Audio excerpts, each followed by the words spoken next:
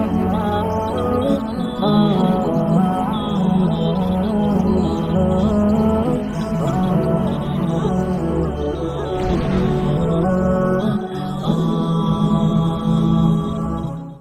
بالله من الشيطان الرجيم بسم الله الرحمن الرحيم إن الحمد لله نحمده ونستعينه ونستغفره ونعوذ بالله من شرور أنفسنا ومن سيئات أعمالنا من يهده الله فلا مضل له ومن يضلله فلا هادي له وأشهد أن لا إله إلا الله وحده لا شريك له وأشهد أن محمدا عبده ورسوله أما بعد ரப்பி ஷ்ரஹ்லி சத்ரி வயசிர்லி அம்ரி வஹ்லுல் உக்ததம் மின் லிசானி யஃப்கஹு கௌலி.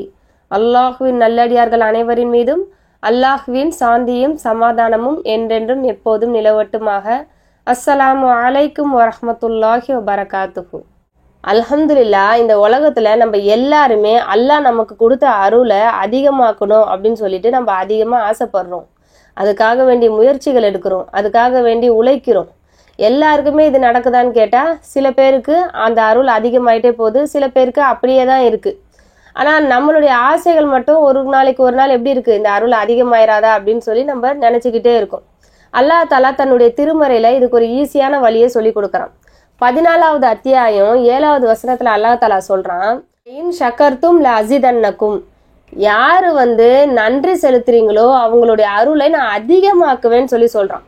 அப்போ நம்ம நன்றி செலுத்தும் போது அல்லாஹ் நம்முடைய அருளை அதிகமாக்குறான். எவ்வளோ ஈஸியான வழி பார்த்தீங்களா? நன்றி செலுத்துறதுல எதுவும் கஷ்டம் இருக்கா? அல்லாஹ் நமக்கு கொடுத்துருக்க அந்த நியமத்துகளை நினைச்சு அவனுக்கு நம்ம நன்றி செலுத்த போறோம். இதுல எந்த கஷ்டமுமே இல்லை. ஆனா இதை நிறைய பேர் பண்றாங்களா அப்படின்னு கேட்டா அது கேள்விக்குறிதான். ஏன்னா அல்லாஹ் தஆலா வாக்கு கொடுத்துட்டான், நீங்க நன்றி செலுத்தும் போது உங்களுடைய அருளை அதிகமாக்குவேன்னு. அப்போ அந்த அருளை எதுல அதிகமாக்குவேன்னு அல்லாஹ் தஆலா சொல்ல. அதாவது இது ஒரு அன்லிமிட்டெட், இன்ஃபினிட்டி, எதுல வேணா இருக்கும், எப்படி வேணா இருக்கும், எவ்வளோ வேணா இருக்கும். இந்த மாதிரியான ஒரு வாக்குறுதியை அல்லாஹ் தஆலா நம்மளுக்கு திருமறையில கொடுக்குறான். அப்ப நம்ம நன்றி செலுத்தும் போது அல்லாஹ் கிட்ட இருந்து வர அருளை நம்மளால கண்டிப்பா உணர முடியும். நம்ம எதிர்பார்க்கிற, நம்ம எதிரே பார்க்காத எல்லா விஷயங்களிலுமே அல்லாஹ் தஆலா அவனுடைய அருளை அதிகமாக்கிட்டே இருப்பான் நன்றி செலுத்துற மக்களுக்கு. ஆனா அந்த நன்றியை எப்படி செலுத்தணும், அதுல பல வழிமுறைகள் இருக்குது. நம்ம ஈஸியாவும் நன்றி செலுத்தலாம், பல இபாதத்துகள் செய்யறது மூலியமாவும் நன்றி செலுத்தலாம். இப்போ ஒரு எடுத்துக்காட்டுக்கு நம்ம நினைச்சுக்கிட்டோம்னா, இப்போ ஒரு மனுஷன் நம்ம கிட்ட சொல்றான், அதாவது நீ என்ன வேணா கேளு, நான் தரேன், நான் ரெடியா இருக்கேன், எல்லாமே வச்சுட்டு ரெடியா இருக்கேன், ஆனா நான் செஞ்சு முடிச்ச உடனே நீ எனக்கு நன்றி செலுத்தணும் அப்படின்னு சொல்றான். அப்போ நம்ம எந்த அளவுக்கு அதுல ஆர்வமா இருப்போம். அதாவது இந்த மனுஷன் இப்ப எதை வேணா, என்ன தேவையோ அது எல்லாத்தையும் தர ரெடியா இருக்கான், ஆனா அவனுக்கு நன்றி மட்டும் செலுத்த சொல்றான். அப்ப அவன் எப்படி எதிர்பார்க்கிறானோ அந்த மாதிரி நம்ம நன்றி செலுத்தலாம் அப்படின்னு நம்ம ஆசையா இருப்போம். அந்த இடத்துல போய்கிட்டு எல்லாத்தையும் வாங்கிட்ட பிறகு அந்த மனுஷங்கிட்ட சரி தேங்க்ஸ் அப்படின்னு சொல்லிட்டு நீங்க வந்தீங்கன்னா அது எப்படி இருக்கும்? இது நன்றியா? கிடையாது. அந்த நன்றிங்கிறது அந்த பொருள் யாரால கொடுக்கப்பட்டதோ அவனுக்கு அது சொந்தமானது அப்படின்னு நினைச்சு நம்ம உளமாற பணிவோட செய்யறது தான் நன்றி. அதை தவிர வாயில அல்ஹம்துலில்லாஹ் அப்படின்னு சொல்லிட்டு நம்ம விடுறது நன்றியா?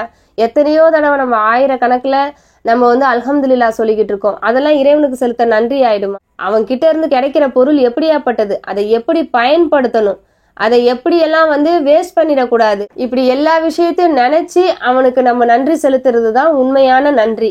நமக்கு கிடைச்ச விஷயங்கள்ல அதோடைய அருளை நம்ம எப்போ இழக்கிறோம் தெரியுமா? அந்த விஷயங்களை ரொம்ப அசால்ட்டா எடுத்துக்கும் போது, அது எல்லாம் நமக்கு சொந்தம் அப்படின்னு எடுத்துக்கும் போது, அது யார்கிட்ட இருந்து வந்துச்சோ அவங்களுக்கும் அதுக்கும் எந்த ஒரு உரிமையும் கிடையாது அப்படின்னு நினைக்கும் போது, அது மட்டும் இல்லாம அந்த பொருளை ஒழுங்கா பயன்படுத்தாத போது, இப்படி நிறைய விஷயங்கள்ல நமக்கு கிடைக்கிற அருள் அதிகமாகிறத நாமே தடுத்துக்கிட்டு இருக்கோம். அடுத்த வரியிலேயே அல்லாஹ் தஆலா என்ன சொல்றான்னா, வலையும் கஃபர்தும் இன்ன அதாபி லஷதீதுன், நீங்கள் மாறு செய்தீர்களே ஆனால் நிச்சயமாக என்னுடைய வேதனை மிகவும் கடுமையானது அப்படின்னு சொல்றான்.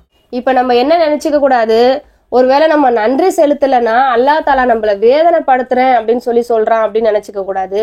இங்க இலக்கண முறையில பார்த்தாலும் அந்த மாதிரி சொல்லல. அதாவது இங்க எப்படி சொல்லப்பட்டிருக்கு, நீங்க நன்றி செலுத்தி இல்லைன்னா அப்படின்னு ஒரு கேப் கொடுத்துட்டு என்னுடைய வேதனை கடுமையானது. அதாவது வேதனை வந்து கடுமையா இருக்கும். எதனால? நம்ம நன்றி செலுத்தாததுனால வேதனை கடுமையாக இருக்குமே தவிர நம்ம நன்றி செலுத்தாததற்காக அல்லாஹ் தஆலா நம்மளை தண்டிக்க போறது இல்ல. இப்போ உங்க வீட்டுல 2 குழந்தைங்க இருக்காங்கன்னு நினைச்சுக்கீங்களேன். அந்த 2 பசங்களுக்குமே வந்து நீங்க ஒரே மாதிரி பொருளை வாங்கி கொடுக்குறீங்க. ஒருத்தருடைய குணம் எப்படின்னா, எதுல எடுத்தாலும் புலம்புறது, எதை எடுத்தாலும் வந்து திருப்தி அடையாம இருக்கிறது, அந்த மாதிரி ஒரு குணம்.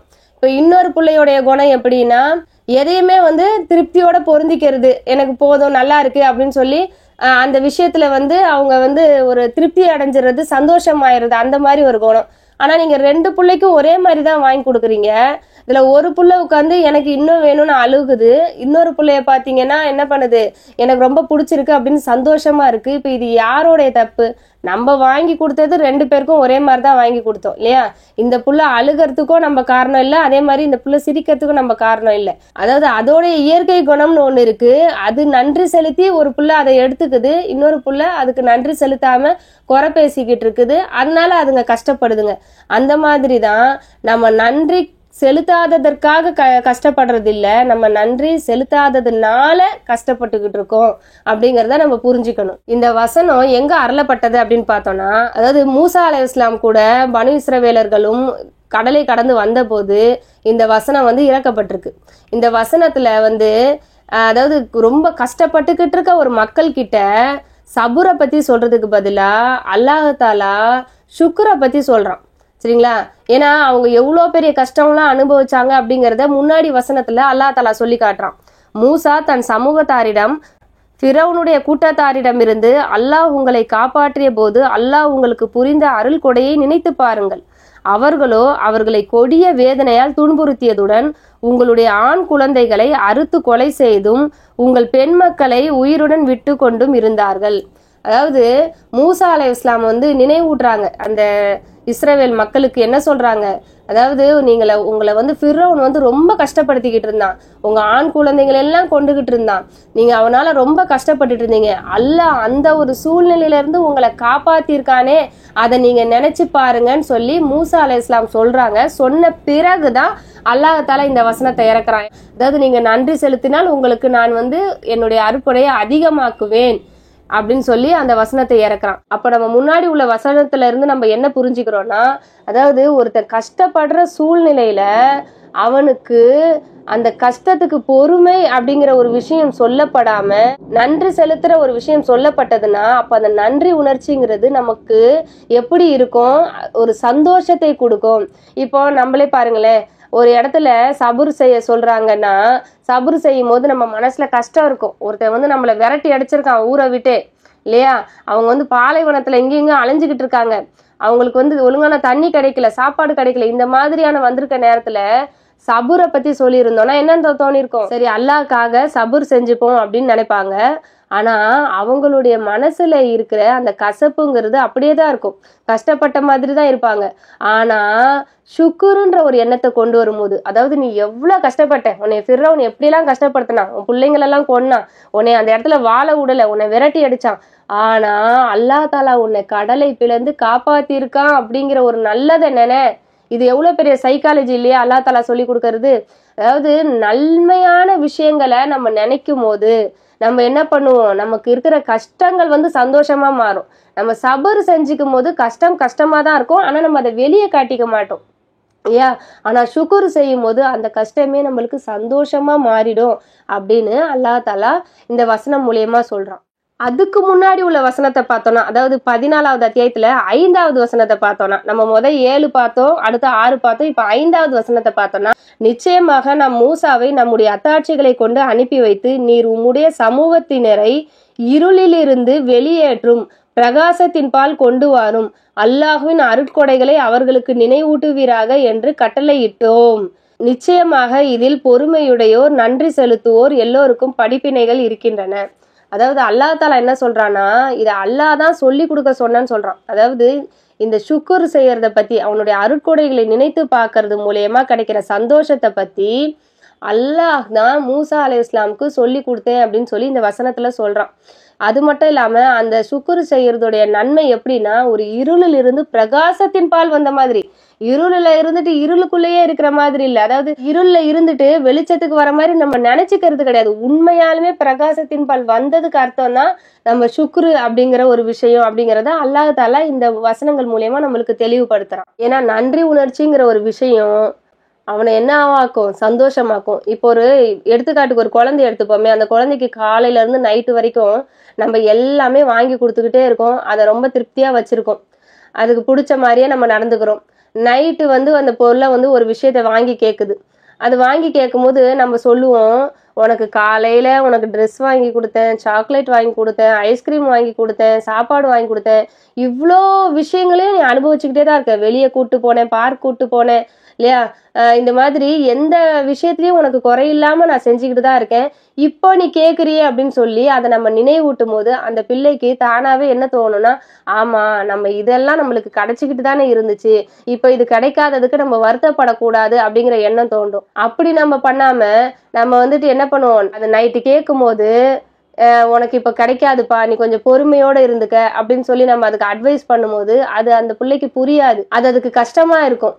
என்னடா இது வாங்கி தர மாட்டேங்கிறாங்களே அப்படின்னு சொல்லி அப்படியே அது பொறுத்துக்கிட்டு இருந்தாலும் அந்த கஷ்டத்தோட தான் அது பொறுமையை மேற்கொள்ளுமே தவிர, அதுக்கு சந்தோஷம் வரணும்னா என்ன பண்ணணும், காலையில இருந்து அதுக்கு என்னென்ன கிடைச்சதோ அது எல்லாத்தையும் சொல்லி காட்டும் போது, ஓகே நம்மளுக்கு எல்லாமே வாங்கி தான் கொடுத்துருக்காங்க, நமக்கு இன்னொரு நாள் வாங்கி தருவாங்க, நம்ம அதனால பொறுமையா இருந்துக்கலாம், நம்ம திருப்தியா இருந்துக்கலாம் அப்படின்னு சொல்லிட்டு அது அந்த விஷயத்த கைவிட்டுரும். அந்த மாதிரி தான் ஒரு கஷ்டமான சூழ்நிலை வரும்போது நமக்கு முன்னாடி இருக்கிற நிறைய நேமத்துக்களை நம்ம நினைச்சு பார்க்க பார்க்க பார்க்க என்ன ஆகும்னா அந்த கஷ்டமான சூழ்நிலை சந்தோஷமான சூழ்நிலையா இன்ஷா அல்லாஹ் மாறிடும். அப்போ இவ்வளவு கஷ்டத்திலையும் எப்படி அந்த நபிமார்களால நன்றி உணர்ச்சியோட இருக்க முடிஞ்சது? அப்போ நன்றி உணர்ச்சிங்கிறது நம்ம அடைஞ்ச அந்த பொருள்னால நம்மளுக்கு வர்றது கிடையாது, நமக்கு கிடைச்ச அந்த அருளை நம்ம உணர்றதுனாலதான் வருது. அதனாலதான் நிறைய பேருக்கு சந்தோஷமே இருக்க மாட்டேங்குது. ஏன்னா நான் எனக்கு என்ன இருக்குன்றாங்க. ஆனா எவ்வளவு விஷயத்த நம்ம அடைஞ்சிருக்கோம் அப்படிங்கறத நம்ம கொஞ்சம் நினைச்சு பார்த்தோம்னா அந்த நன்றி உணர்ச்சி வரும். அந்த நன்றி உணர்ச்சி மூலியமா சந்தோஷம் கண்டிப்பா வரும். இப்போ இதுக்கு ஒரு எடுத்துக்காட்டா, இப்போ 2 பிள்ளைங்களை பாத்துக்கலாம். ஒரு பையன் மாடியில நின்று சாக்லேட் சாப்பிட்டுக்கிட்டு இருக்கான்னு வச்சுக்கோங்களேன். அவங்க கிட்ட ஒரு 10 சாக்லேட் இருக்கு. ஒரு பையன் கீழே எதுவுமே இல்லாம உட்காந்துக்கிட்டு இருக்கான். கை தவறி அந்த மேல இருக்க பையன்கிட்ட இருந்து என்ன பண்ணுது, சாக்லேட் கீழே விழுந்துருது. அப்போ அந்த பையனுக்கு ஒரு சாக்லேட் தான் கீழே இருக்க பையனுக்கு கிடைக்குது. ஆனா மேல இருக்கவன் மீதி 9 சாக்லேட் வச்சுக்கிட்டு இருக்கான். இப்போ அந்த பையன் என்ன தெரியுமா சொல்லுவான், எனக்கு சாக்லேட் கீழே இப்போ விழுந்துருச்சே அப்படின்னு சொல்லி அவன் அழுதுகிட்டு இருப்பான். ஆனா அவன்கிட்ட 9 சாக்லேட் இருக்கு. ஆனா கீழே இருக்கவன் கிட்ட ஒரே ஒரு சாக்லேட் தான் இருக்கு. எனக்கு சாக்லேட் கிடைச்சிருச்சு அப்படின்னு சொல்லி ரொம்ப சந்தோஷமா இருப்பான். இதே மாதிரி ஒவ்வொருத்தவங்க பாக்குற பார்வையோடைய அந்த வித்தியாசத்துலதான் நம்ம சந்தோஷம் அடையிறதும் கஷ்டமாறதும் இருக்கு. அந்த வித்தியாசம் எப்படி அடையிறோம்னா நம்ம கிட்ட இருக்கிறத வச்சு நம்ம திருப்தி அடைஞ்சு அல்லாஹ்க்கு நன்றி சொல்லுறோமா அதை பொறுத்துதான் இருக்கு.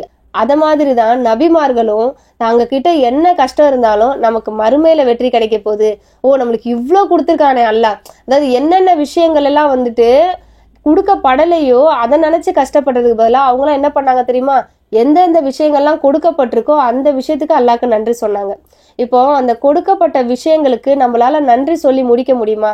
அல்லாஹ் தஆலா தன்னுடைய திருமறையில சொல்றான், 14வது அத்தியாயத்துல 34வது வசனம், நீங்கள் அவனிடம் கேட்ட யாவற்றிலிருந்தும் அவன் உங்களுக்கு கொடுத்தான், அல்லாஹ்வின் அருட்கொடையை நீங்கள் எண்ணினால் அவற்றை நீங்கள் எண்ணி முடிக்க முடியாது, நிச்சயமாக மனிதன் அநியாயக்காரனாகவும் மிக்க நன்றி கெட்டவனாகவும் இருக்கின்றான். அல்லாஹ் தஆலா எப்படி சொல்றாங்க பாத்தீங்களா? எல்லா விஷயம் நம்ம கேட்கிற எல்லா விஷயங்களையுமே அல்லாஹ் தஆலா கொடுத்துக்கிட்டே தான் இருக்கான்னு சொல்றான்.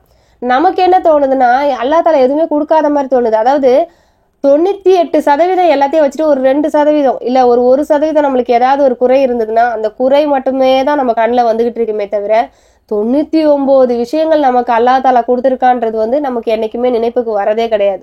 ஏன்னா நம்ம அந்த குறைகளை தான் ஃபோக்கஸ் பண்ணிக்கிட்டே இருப்போம். எதை ஃபோக்கஸ் பண்றோமோ அந்த விஷயம் நம்மளுக்கு பெருசா தெரிஞ்சுக்கிட்டே இருக்கும். ஏன்னா அல்லாஹ் தஆலா நீங்க கேட்டதெல்லாம் கொடுக்குறேன் அப்படின்னு சொல்லும் போது நம்ம ஒவ்வொரு விஷயத்தையும் கேட்காம அல்லாஹ் தஆலா கொடுத்துக்கிட்டே தான் இருக்கான். நம்ம கேட்கறோம், எந்த விஷயத்தை கேட்கறோம், இப்போ இந்த கண்ணு ஒளிய வேணும் அப்படின்னு கேக்குது, இந்த மூக்கு மூச்சு காத்து வேணும்னு கேக்குது. இப்படி ஒவ்வொரு விஷயமும் நம்ம உடம்புல கேட்டுக்கிட்டே தான் இருக்கு. அல்லாஹ் தஆலா அதை கொடுத்துக்கிட்டே தான் இருக்கான். அந்த அருமை நம்மளுக்கு எப்போ தெரியும்னா அந்த விஷயம் நிக்குது பாருங்க. இப்போ நம்மளுக்கு கிட்னி வந்து அழகா செயல்பட்டுக்கிட்டே இருக்குது, நம்ம அழகா பாத்ரூம் போறோம் வரோம் அப்படிலாம் பண்ணிக்கிட்டு இருக்கோம். அதே மாதிரி ஒரு ஒரு உறுப்பும் செயல்பட்டுக்கிட்டு இருக்கு. அதனால என்னென்ன பண்ண முடியுமோ அதை அது பண்ணிக்கிட்டு இருக்கு. ஒரு செகண்ட் அது நின்றுச்சு. இப்போ கிட்னிக்கு டயாலிசிஸ் பண்ண ஆரம்பிச்சாங்கன்னு நினைச்சுக்கோங்களேன், இவ்வளோ நாள் எவ்வளோ கஷ்டமே இல்லாமல் நம்ம போயிட்டு வந்துட்டு இருந்தோம். இப்போ நம்ம எவ்வளோ அனுபவிச்சுக்கிட்டு இருக்கோம், எவ்வளோ செலவு. ஒரே ஒரு உறுப்பு அது செயல்படாம அது ஸ்டாப் ஆச்சுன்னா எத்தனை கோடி ரூபாய்க்கு நம்ம சொந்தக்காரங்க அப்படிங்கிறத ஒரு ஒரு மனுஷனும் உணர்வான். நம்ம என்ன பண்றோம்னா அவ்வளோ கோடிகளை உள்ள வச்சுக்கிட்டு, ஏன்னா அல்லாஹ் கொடுத்துருக்க அந்த இயற்கையா செயல்படுறதுக்கும் நம்ம ஒரு விஷயம் அது கெட்டு போன பிறகு அதை செயற்கையா செயல்பட வைக்கிறதுக்கும் எத்தனை லட்சம் எத்தனை கோடி நம்ம செலவு பண்றோம், எவ்வளோ சிரமங்களை அனுபவிச்சுக்கிட்டு இருக்கோம். அதெல்லாம் நம்ம புரிஞ்சுக்கிட்டாலே அல்லாஹ் தாலா எதையுமே நம்ம கேட்காமே கொடுத்துக்கிட்டு இருக்கான் அப்படிங்கிற ஒரு விஷயத்தையும் நம்ம புரிஞ்சுக்க முடியும். அல்லாஹ் தாலா முதல்ல இந்த உலகத்தை படைச்சப்போ ஷைத்தான் எங்க இருந்தான்? மலக்குமார்கள் கூட்டத்துக்கு இணையா இருந்தான். அந்த அளவுக்கு கிரேடு கொடுத்து அல்லாஹ் தாலா வச்சிருந்தான். அவன் எதனால அங்கிருந்து விரட்டி அடிக்கப்பட்டான்? நமக்கு தெரியும், அவனுக்கு வந்து திமிரு ஆணவம், அதனால அவன் விரட்டி அடிக்கப்பட்டான் அப்படின்னு நம்ம சொல்லுவோம். ஆனா அந்த திமிரு ஆணவம் எதனால அவனுக்கு உருவாச்சு? அவன் நன்றி உணர்வு இல்லாம இருந்ததுனாலதான். ஏன்னா அவன் ஈஸியா சொன்னான், என்னைய வந்து நீ வந்து நெருப்பால படைச்ச, அது ஆதம் வந்து நீ வந்து மண்ணால படைச்ச, நான் ஏன் மண்ணால படைக்கப்பட்டவருக்கு சுஜித்து செய்யணும் அப்படின்னு சொன்னான். ஆனா அவன் அங்க மறந்துட்டான், நெருப்பால படைச்சிருந்தாலும் சரி மண்ணால படைச்சிருந்தாலும் சரி எல்லாத்தையும் பண்ணது அல்லாஹ் தான். அவங்கிட்ட இருந்துதான் நமக்கு இந்த பவர் வந்துச்சு அப்படின்றத மறந்துட்டு அவன் நன்றி கெட்டத்தனமா பேசி அவனுடைய நிலையிலிருந்து கீழே இறங்கி விரட்டி அடிக்கப்பட்டான். அவன் எப்படி நன்றி கெட்டத்தனமா இருந்தானோ அதே மாதிரி நான் எல்லா மக்களையும் நன்றி கெட்டத்தனமா இருக்க வச்சு வழி கெடுப்பேன் அப்படின்னு சொல்லிட்டு சவால் விட்டுட்டு அவன் வெளியே வந்தான். அப்போ அவன் இந்த நிலைமையை அடையறதுக்கு முக்கியமான காரணம் எது? நன்றி கெட்டத்தன்மை. அடுத்து நம்ம பார்த்தோம்னா இப்ப இந்த உலகத்திலேயே நம்ம எந்த மனுஷங்கள்லாம் நல்ல மனுஷங்களா இருக்காங்களோ அவங்களுக்கு தான் நன்றி உணர்ச்சி இருக்கும் அப்படின்றது நம்ம மனிதர்களுக்கே தெரியும். நம்ம சாதாரணமா என்ன சொல்லுவோம், நல்ல அவன் ஒரு மனுஷனா, அவன்கிட்ட எல்லாம் நம்ம இதெல்லாம் எதிர்பார்க்கலாமாப்பா, அவனுக்கு நன்றி உணர்ச்சிலாம் இருக்காதுப்பா, அவன் அப்படியாப்பட்டவன் அப்படின்னு சொல்லிட்டு யாரு வந்து நன்றி உணர்ச்சி இல்லாம இருக்காங்களோ அவங்கள நம்ம நல்ல மனுஷங்க லிஸ்ட்லயே நம்ம எடுக்க மாட்டோம். சாதாரண ஒரு மனுஷனுக்கே இவ்வளவு வந்து தோணும் போது நம்மளை படைச்ச ரப்புல் ஆலமீனுக்கு எவ்வளவு தோணும். நம்மளுக்கு ஒரு விஷயத்தையும் அவன் நுணுக்கமா கொடுத்துருக்கான். நம்மள படைச்சிருக்கான். அந்த படைச்சது எதனாலன்னு அல்லாஹ் தஆலா சொல்றான்? வணங்குவதற்காகன்னு சொல்றான். அந்த வணக்கத்தை நம்ம எப்படி செலுத்த முடியும்? நன்றி செலுத்தி தான் அந்த வணக்கத்தை செலுத்த முடியும் இல்லையா? அதுக்கு நிறைய வகை இருக்கு. இருந்தாலும் முதல்ல வந்து நன்றி செலுத்த மாட்டீங்களான்னு தான் அல்லாஹ் சொல்றான். அதனாலதான் அவனுடைய திருமறையில அல்லாஹ் தஆலா என்ன சொல்றான்னா, சூரா நஹ்ல்ல 78வது வசனத்துல சொல்றான், நீங்கள் எதையும் அறியாதிருந்த நிலையில் அன்னையரின் வயிறுகளில் இருந்து அல்லாஹ் உங்களை வெளியேற்றினான். நீங்கள் நன்றி செலுத்துவதற்காக செவியையும் பார்வைகளையும் உள்ளங்களையும் உங்களுக்கு ஏற்படுத்தினான். நம்ம நன்றி செலுத்துறதுக்காக தான்ப்பா உன்னை நான் படைச்சிருக்கேன், உன் செவியை கொடுத்துருக்கேன், உனக்கு பார்வையை கொடுத்துருக்கேன், உள்ளத்தை கொடுத்துருக்கேன், எல்லாமே அல்லாஹ் தஆலா நன்றி செலுத்துறதுக்காக தான் கொடுத்துருக்கேன் அப்படின்னு சொல்லி அல்லாஹ் சொல்றான். அதே மாதிரி சூரா சஜ்தால எடுத்துக்கிட்டோம்னா, பின்னர் அவனை சீரமைத்து தனது உயிரை அவனிடம் ஊதினான், உங்களுக்கு செவியையும் பார்வைகளையும் உள்ளங்களையும் ஏற்படுத்தினான், நீங்கள் குறைவாகவே நன்றி செலுத்துகிறீர்கள். அவனோட உயிரை உங்களுக்கு ஊதிட்டான், உனக்கு ஒரு உயிரோட ஒரு மனுஷனாக்கி வச்சிருக்கான், உனக்கு தேவையான எல்லாத்தையும் அந்த உடல்ல அல்லாஹ் தஆலா அமைச்சு வச்சிருக்கான். ஆனா நீங்க குறைவாதான்ப்பா நன்றி செலுத்துறீங்க அப்படின்னு சொல்லி அல்லாஹ் தஆலா தன்னுடைய திருமறையில சொல்றானே. அப்போ நம்ம எந்த அளவுக்கு அல்லாஹ்வுக்கு வந்து நன்றி கெட்ட மனிதர்களா நம்ம இருந்துகிட்டு இருக்கோம் அப்படிங்கறத நம்ம கொஞ்சம் சிந்திச்சு பார்க்கணும். அல்லாஹ் தஆலா தன்னுடைய திருமறையில நிறைய நபிமார்களுக்கு இந்த நன்றிங்கிற ஒரு குவாலிபிகேஷன் இருக்கு இல்லையா, அந்த குவாலிபிகேஷனை வந்து அல்லாஹ் தஆலா எடுத்து காட்டுவான். அவர் நன்றி உடையவரா இருந்தாரு, அதனால நம்ம தேர்ந்தெடுத்துக்கிட்டோம். இப்படியே வந்து அல்லாஹ் தஆலா என்ன பண்ணுவான், நிறைய நபிமார்களுக்கு சொல்லியிருக்கான். இப்ப நம்ம இப்ராஹிம் அலைஹிஸ்ஸலாம் எடுத்துப்போமே, நம்ம என்ன நினைப்போம்னா, நபிமார்கள் நன்றி உடையவர்களா இருக்கிறாங்கன்னா நபிமார்களுக்கு வந்து எல்லா விஷயங்களும் ரொம்ப திருப்தியா ரொம்ப அழகா கொடுக்கப்பட்டிருந்துச்சு, அவங்க வாழ்க்கை ரொம்ப நல்லா இருந்துச்சு, அதனாலதான் வந்து நபிமார்கள் வந்து நன்றியோட இருந்தாங்க அப்படின்னு சொன்னா, இப்ப இப்ராஹிம் அலைஹிஸ்ஸலாம் எடுத்துக்கிட்டோம்னா, இப்ராஹிம் அலைஹிஸ்ஸலாம் என்ன பண்ணாங்க, எவ்வளோ கஷ்டப்பட்டாங்க. அவங்களுடைய சிறு வயதிலே நெருப்பு குண்டத்துல தூக்கி போடுறாங்க. அவங்களுடைய சொந்த தந்தையே அவங்களுக்கு எதிராக இருக்கிறாரு, அவங்கள சுத்தி இருக்கவங்க எல்லாருமே எதிராக இருக்காங்க. அவங்களுடைய தள்ளாடுற வயதுல வந்து குழந்தை கிடைக்குது. அந்த குழந்தையும் அல்லாஹ் தஆலா வந்து பாலைவனத்துல விட்டுட்டு வர சொல்றான். அதுக்கப்புறம் என்ன ஆகுது, அந்த குழந்தையும் வெட்டுற மாதிரி அல்லாஹ் தாலா சொல்றான். இப்படி பல சோதனைகளுக்கு மேல சோதனைகள் வந்து அவங்க வாழ்ந்து அல்லாஹ் தாலா தன்னுடைய திருமறையில சொல்றான், அவர் நன்றியுடையவர் அப்படின்னு சொல்றான். அப்போ இப்ராஹிம் அலைஹிஸ்ஸலாம் நன்றியுடையவரா இருந்ததுக்கு அவங்களுக்கு எந்த மாதிரியான ஸ்பெஷல் வாழ்க்கை அவங்களுக்கு கிடைச்சது. இப்ப நூஹ் அலைஹிஸ்ஸலாம் நம்ம எடுத்துக்கிட்டோம்னா 950 வருடம் இந்த ஏகத்துவத்தை மனிதர்களுக்கு எத்தி வச்சுக்கிட்டே இருக்காங்க. ஆனா எந்த மனிதரும் வந்து என்ன பண்ணல, ரொம்ப சொற்பமானவர்களை தவிர வேற யாருமே இந்த ஏகத்துவத்தை ஏத்துக்கல. அவங்கள கிண்டல் கேலி செய்தாங்க, அவங்கள வந்து தொல்லை பண்ணாங்க. இவ்வளோ வருடங்கள் வாழ்ந்து அவங்க எவ்வளவு கஷ்டப்பட்டிருப்பாங்க. ஆனா அவர் நன்றி உடையவரா இருந்தார்னு சொல்லி அல்லாஹ் தாலா தன்னுடைய திருமறையில எடுத்து சொல்றான். அதே மாதிரி நம்ம முகமது நபி ஸல்லல்லாஹு அலைஹி வஸல்லம் அவங்க எடுத்துக்கோங்க. அவங்க படாத கஷ்டமா, அவங்க எவ்வளவோ விஷயங்கள்ல கஷ்டப்பட்டிருக்காங்க, எவ்வளோ விஷயங்களை இழந்திருக்காங்க. ஆனா நபிகள் நாயகம் ஸல்லல்லாஹு அலைஹி வஸல்லம் அவங்க தங்கள் பாதங்கள் வீங்க அவங்க என்ன பண்ணாங்க, நைட்டெல்லாம் நின்று தொழுறாங்க. ஆயிஷா ரலியல்லாஹு அன்ஹா சொல்றாங்க, ஏன் ரசூலே, உங்களுக்கு தான் முந்தைய பிந்தைய பாவம்லாம் மன்னிக்கப்பட்டு விட்டுருச்சே, நீங்க ஏன் இப்படி தொழுறீங்க அப்படின்னு சொல்லும் போது, நான் நன்றியுடைய அடியானா இருக்க விரும்ப வேண்டாமா அப்படின்னு சொல்றாங்க. அப்போ நன்றிங்கிறது வந்து நம்மளுக்கு கிடைச்ச பொருட்கள்ல இல்ல, அந்த பொருள் எங்க இருந்து கிடைச்சது அப்படிங்கிற அந்த உணர்வுல தான் வந்து நன்றிங்கிறது வெளிப்படுது அப்படிங்கறத நம்ம நபிமார்களுடைய வாழ்க்கை மூலமா நம்ம தெரிஞ்சுக்கலாம். அல்லாஹ் தஆலா இதே 14வது அத்தியாயத்துல 34வது வசனத்துல என்ன சொல்றான்னா, அல்லாஹ்வின் அருட்கொடையை நீங்கள் எண்ணினால் எண்ணி முடிக்க முடியாதுன்னு சொல்றான். இதுல நம்ம நல்லா கவனிக்கணும், அல்லாஹ் தஆலா அருட்கொடைகளைன்னு சொல்ல நியாமத்துன்னு தான் சொல்றான். அந்த நியாமத்துன்றது சிங்குலரா, அதாவது நிறைய விஷயங்களை சேர்த்து சொல்லாம ஒற்றையா தான் சொல்றான். அந்த ஒற்றையான விஷயங்களையே நம்மளால எண்ணி முடிக்க முடியாதுன்னு அல்லாஹ் தஆலா சொல்றான். அப்ப அல்லாஹ் கொடுத்திருக்க எல்லா நியாமத்துகளையும் எடுத்து பார்த்தோம்னா நம்மளால எண்ணி முடிக்க முடியுமா? கண்டிப்பா முடியாது. ஏன்னா அல்லாஹ் நம்மளுக்கு அவ்வளோ விஷயங்களை வந்து கொடுத்துருக்கிறான். இப்போ ஒரு விஷயத்தை எடுத்துப்போமே, நம்ம கண் பார்வையை மட்டும் எடுத்துப்போமே, இந்த கண்ணில் மட்டும் எத்தனை ஒர்க்கிங் பார்ட்ஸ் இருக்கு தெரியுமா? 2 கோடி ஒர்க்கிங் பார்ட்ஸ் இருக்கு. அதாவது சின்னதா பார்ட்ஸ் வச்சு அல்லாஹ் தஆலா என்ன பண்ணியிருக்கான், அந்த கண்ணை வந்து செயல்பட வைக்கிறான்.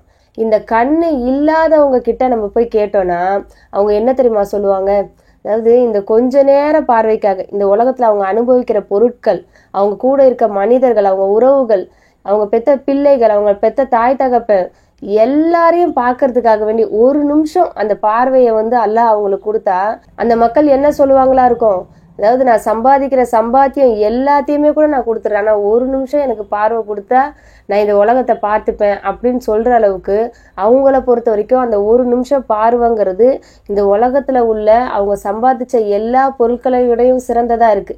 ஆனா ஒவ்வொரு நிமிஷமும் பார்க்குற நம்ம எந்த அளவுக்கு அல்லாஹ்க்கு நன்றி சொல்லிக்கிட்டு இருக்கோம் இல்லையா? அல்லாஹ் தாலா தானே இந்த கண்ணை அழகான முறையில படைச்சான்.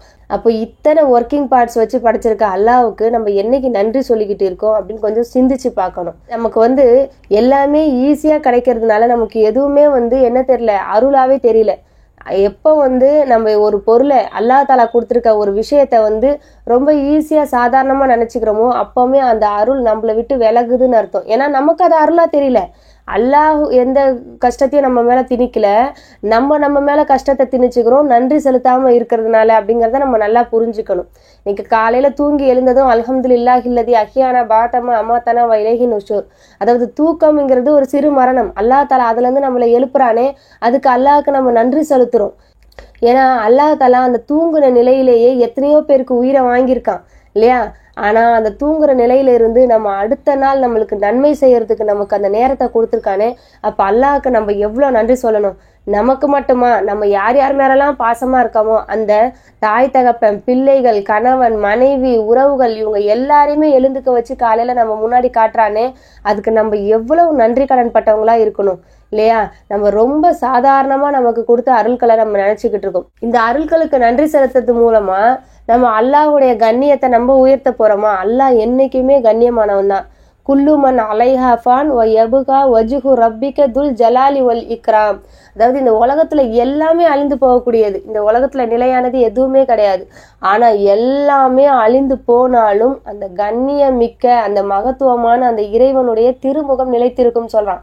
அப்போ இந்த உலகத்துல யாருமே நன்றி செலுத்த இல்லைனாலும், யாருமே அவனை வணங்க இல்லைனாலும், எல்லாருமே அழிஞ்சு போயிட்டாலும் அவனுடைய முகம்ன்றது வந்து கண்ணியமிக்கது, அவன் கண்ணியமிக்கவன், மகத்துவம் வாய்ந்தவன். அப்போ அல்லாஹ்வுக்கு இந்த நன்றிகள் தேவையே கிடையாது. நம்ம செலுத்துற நன்றி நமக்கு தான் நன்மையை கொடுக்குதே தவிர அல்லாஹ்வுக்கு எந்த நன்மையும் அல்லாஹ் தஆலா அதுல இருந்து எதிர்பார்க்கல, அது தேவையும் இல்லை. அல்லாஹ் தஆலா தன்னுடைய திருமறையில சொல்றான், ஃபதுகுரூனி அதுகுருக்கும் வஷ்குருலி வலா தக்ஃபுரூன், நீங்கள் என்னை நினைவு கூறுங்கள், நானும் உங்களை நினைவு கூறுகிறேன், நீங்கள் எனக்கு நன்றி செலுத்துங்கள், மாறு செய்யாதீர்கள் அப்படின்னு சொல்றான். அதாவது அல்லாஹுக்கு நன்றி செலுத்தாததை அல்லாஹ் தஆலா என்ன சொல்றான்னா ஒரு இறை நிராகரிப்பா சொல்லிக்கிட்டு இருக்கான். ஏன்னா இறை நிராகரிப்புங்கிறது எப்படி வரும்னா, நம்ம அனுபவிக்கிற எந்த விஷயங்களும் இறைவனோடது இல்லை அப்படின்ற மாதிரி தோணும் போதும், இதெல்லாம் இயற்கையா உருவானது அப்படின்னு தோணும் போது தான் அந்த நன்றி செலுத்தாமை அப்படிங்கிற குணம் வரும். அந்த நன்றி செலுத்தாதது வந்து இறை நிராகரிப்புக்கு சமம் அப்படின்னு அல்லாஹ் தஆலா சொல்றான். இந்த வசனத்துல மட்டும் இல்ல, நிறைய வசனங்கள்ல அல்லாஹ் தஆலா என்ன சொல்றான்னா, அதாவது இந்த சுக்ருக்கு ஆப்போசிட்டா குஃப்ரை தான் அல்லாஹ் சொல்றான், இறை நிராகரிப்பை சொல்றான். ஏன்னா அவன் படைத்த பொருட்களை எல்லாம் நம்ம நிராகரிச்சுக்கிட்டு இருக்கோம், அவனுடைய படைப்பையே நம்ம நிராகரிச்சுக்கிட்டு இருக்கோம் அவனுக்கு நன்றி செலுத்தாம அப்படின்னு அல்லாஹ் தஆலா இந்த வசனத்தின் மூலியமா சொல்றான். அப்போ நம்ம ஒவ்வொருத்தரும் அதிகமா நன்றி செலுத்துறது மூலியமா அதிகமான வணக்கத்துல இருக்கோம் அப்படிங்கறத நம்ம புரிஞ்சுக்கணும். அல்லாஹ் தஆலா நீங்க என்னைக்கு மட்டும் நன்றி செலுத்துங்கன்னு சொல்றானா? இல்ல, நம்ம யார் யாருக்கெல்லாம் நன்றி செலுத்த கடமைப்பட்டிருக்கோமோ அவங்க எல்லாருக்குமே அல்லாஹ் தஆலா என்ன சொல்றான்? நன்றி செலுத்தும்படி சொல்றான். இததான் சூரா லுக்மான்ல அல்லாஹ் தஆலா சொல்றான், மனிதனுக்கு அவனது பெற்றோரை குறித்தும் வலியுறுத்தி உள்ளோம், அவனை அவனது தாய் பலவீனத்துக்கு மேல் பலவீனப்பட்டவளாக சுமந்தாள், அவன் பாலருந்தும் பருவம் 2 ஆண்டுகள், எனக்கும் உனது பெற்றோருக்கும் நன்றி செலுத்துவாயாக, என்னிடமே திரும்பி வருதல் உண்டு. அதாவது இதுல அல்லாஹ் தஆலா என்ன சொல்றானா, உன்னை பெத்த தாய் உன்னை கஷ்டப்பட்டு பெற்றிருக்காங்க, பெத்தவங்க வந்து கஷ்டப்பட்டு நம்மளை வளர்த்துருக்காங்க, அப்போ வந்து அவங்களுக்கு நீங்க நன்றி செலுத்துங்க, எனக்கும் பெற்றோருக்கும் நன்றி செலுத்துங்கன்னு அல்லாஹ் தஆலா வந்து மனிதர்களுக்கு சொல்றான். இதே வந்து நபிகள் நாயகம் ஸல்லல்லாஹு அலைஹி வஸல்லம் அவங்களுடைய பொன்மொழிகளை நம்ம பார்த்துக்கிட்டோம்னா, மல்லம் யஷ்குரின் நாஸ லம் யஷ்குரில்லாஹ, எவர் மனிதனுக்கு நன்றி நவிலவில்லையோ அவர் அல்லாஹ்வுக்கு நன்றி நவில மாட்டார். அதாவது மனிதர்கள் யாரா வேணா இருக்கட்டும், அது பெத்தவங்களா இருக்கட்டும், கூட பிறந்தவங்களா இருக்கட்டும், சொந்தங்களா இருக்கட்டும், நட்பா இருக்கட்டும், நமக்கு தெரிஞ்ச தெரியாத யாரா இருந்தாலும் ஒரு மனிதருக்கு நம்ம நன்றி செலுத்த கடமைப்பட்டிருந்தோம்னா அவங்களுக்கு நம்ம நன்றி செலுத்தணும். அப்படி மனிதருக்கே நன்றி செலுத்தல, அதாவது கண்ணுக்கு முன்னாடி அவன் கொடுக்குற பணம் நம்ம கையில வருது, அதெல்லாம் நம்மளுக்கு தெரியுது, அவன் கஷ்டத்துல உதவி செஞ்சாங்கிறது தெரியுது, ஆனா அந்த மனிதர்களுக்கு கூட நன்றி செலுத்தாதவங்க எப்படின்னா இறைவனுக்கு நன்றி செலுத்த மாட்டாங்க அப்படின்னு நபிகள் நாயகம் ஸல்லல்லாஹு அலைஹி வஸல்லம் அவங்க சொல்றாங்க. அப்போ நம்மளை சுத்தி இருக்க எல்லா மனிதர்களுக்குமே நம்ம நன்றி செலுத்தக்கூடியவங்களா இருக்கணும். அப்பதான் நம்மளோட கேரக்டர் இன்னும் அழகாகும் இல்லையா? ஏன்னா நன்றி செலுத்துதல் அப்படிங்கிற ஒரு குணம் நம்மளை விட்டு நீங்கினாலே ஆட்டோமேட்டிக்கா நம்மளுக்கு கஷ்டமும் வந்துடும், அசிங்கமும் வந்துடும். அதனால அதுல நம்ம ரொம்ப வந்து எச்சரிக்கையா இருக்கணும். இன்னும் அல்லாஹ் தஆலா தான் படைத்த படைப்பினங்களை பற்றி எல்லாம் சொல்லி காட்டி, நீங்கள் சிந்திக்க மாட்டீங்களா, சிந்திக்க விரும்புவோருக்கு இதுல வந்து அத்தாட்சி இருக்குன்னு அப்படின்னு நிறைய வசனங்களை சொல்லி காட்டுறான். அதுல சிலதை நம்ம பார்த்துக்கிட்டோம்னா 22வது அத்தியாயத்துல 62வது வசனத்துல அல்லாஹ் தஆலா என்ன சொல்றான்னா, இரவையும் பகலையும் மாறி மாறி வர செய்றேன். இதுல வந்து சிந்திக்க விரும்புவோருக்கும் நன்றி செலுத்த விரும்புவோருக்கும் ஒரு படிப்பினை இருக்குன்னு சொல்றான். இந்த இரவும் பகலும் அழகா வந்து ஒரு சிஸ்டமேட்டிக்கா மாறி மாறி வர்றதெல்லாம் சாதாரண விஷயமா? அல்லாஹ் தஆலா வந்து எந்த ஒரு விஷயத்தையும் கொலாப்ஸ் ஆகாம என்ன பண்றான், அதை அழகா வர வச்சுக்கிட்டு இருக்கான். இதுக்கெல்லாம் நீங்க வந்து அல்லாஹ்வுக்கு நன்றி செலுத்த மாட்டீங்களான்னு கேட்கறான். அன்றியும் நீங்கள் குடிக்கும் நீரை கவனிக்கவில்லையா, மேகத்துல இருந்து நான் தான் அதை பொழிய செய்யறேன், நான் நினைச்சேன்னா அதை வந்து உப்பு தண்ணியா மாத்திருப்பேன், நீங்க நன்றி செலுத்த மாட்டீங்களான்னு கேட்கறான். அப்போ குடிக்கிற நீரை நம்ம கொஞ்சம் நினைச்சு பார்க்கணும். அவன் நினைச்சா எல்லாத்தையுமே வந்து உப்பாக்கிட்டானா நம்மளால அதை குடிக்க முடியுமா, நம்மளால பயன்படுத்த முடியுமா? அப்ப அல்லாஹ் தஆலா தன்னுடைய திருமறையில இந்த மாதிரியான விஷயங்களுக்கெல்லாம் நீங்க நன்றி செலுத்த மாட்டீங்களான்னு கேட்கறது வந்து நம்ம கொஞ்சமாவது சிந்திக்கணும். சிந்திச்சு ஒவ்வொன்றும் யார்கிட்ட இருந்து வருது, அல்லாஹ் சொல்றானே இது நான் கொடுக்கலன்னா நீங்களே எப்படி உருவாக்கிப்பீங்கன்னு கேட்கறானே, அப்போ இதெல்லாம் வர்றது அல்லாஹ் கிட்ட இருந்து நம்ம அவனுக்கு நம்ம பயன்படுத்துற ஒவ்வொரு விஷயங்களின் போதும் அல்லாஹ்வுக்கு நன்றி செலுத்தக்கூடிய மக்களா நம்ம இருக்கணும் அப்படின்னு சொல்லி நம்ம வந்து கொஞ்சம் சிந்திக்கணும். இந்த மாதிரியான பல வசனங்கள் குர்ஆன் முழுவதும் வந்து பரவி கிடக்குது.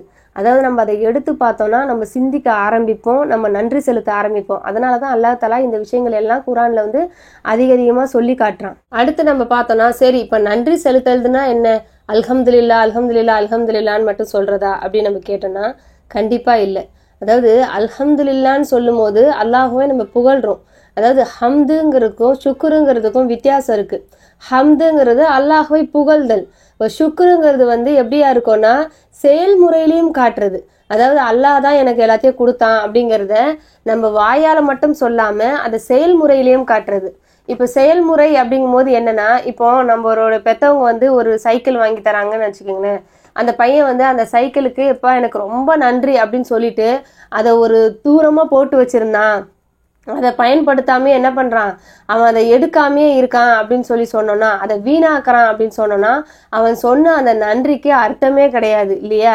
அந்த நன்றி எப்போ அர்த்தமுடையதா ஆகும் அப்படின்னா, அவங்க கொடுத்ததை நல்ல முறையில பயன்படுத்தி, அதாவது அவன் ஸ்கூலுக்கு எடுத்துட்டு போயோ காலேஜுக்கு எடுத்துட்டு போயோ அவன் அதை பயன்படுத்தி நல்லா படிச்சு அவனுடைய வாழ்க்கையில அவன் முன்னேற்றம் அடையணும். இம்மையிலையும் மறுமையிலையும் அதற்கான நல்ல விஷயங்கள் என்னமோ அதெல்லாம் பண்ணக்கூடியவனா இருந்தானாதான் அந்த நன்றிங்கிற வார்த்தைக்கு வந்து ஒரு பொருள் இருக்கும்.